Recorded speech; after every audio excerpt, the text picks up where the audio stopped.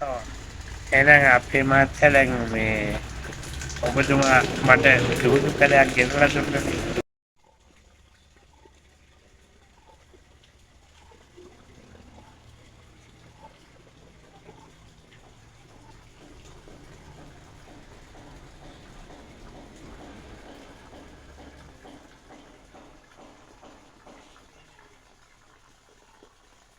කලේ ගොඩාක් වටිනාම ඖෂධයක් ලංකාවේ සමහරට ලංකාවේ හැමතැනම නැහැ.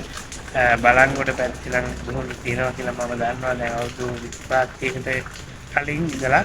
මට ඒ දුහුණු ඇට වලින් හදපු තෙල් පාවිච්චි කරොත් මගේ අත්තා කියලා තියෙනවා 1970 ගණන් වල දුහුණු තෙල් ටිකක් රතන සූත්‍රයෙන් 108 වාරයක් වේ කරලා දිවේ ගෑවොත් ගොළුවත් කතා කරවන්න පුළුවන් කියලා. නිසා ගොඩාක්ම මේ අර ස්වර තන්ත්‍ර බැඳෙන එක නැත්තම් කතා කිරීමේ හැකියාව වර්ධනය කරගන්න පුළුවන්. සමහරට දැන් සමහර දරුවෝ ඉන්න අවුරුදු 6 7 වෙනකොට අම්මා කියන්නේත් නැති දරුවෝ. ඒ නිසා ඒගොල්ලන්ට ඔය දුහුණු තෙල් ටිකක් දිවේ ගන්න දුන්නා නම් රතන සූත්‍රයෙන් 108 වාරයක් පිළිත් කරලා දීවේ ගෑවොත් ඒ කතාව ශක්තිය වර්ධනය කරන්න පුළුවන්.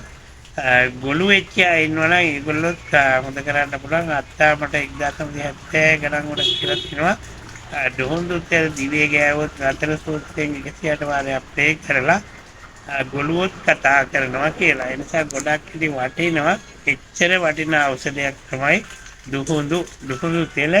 ඊටාම ප්‍රත්‍යක්ෂ තෙලක්. දිවේ ගෑවනම් ඔය ලෙඩ ගණනාවක් හොඳ වෙනවා. ඒ නිසා ගොඩක් වටිනාකමකුත් තියෙනවා.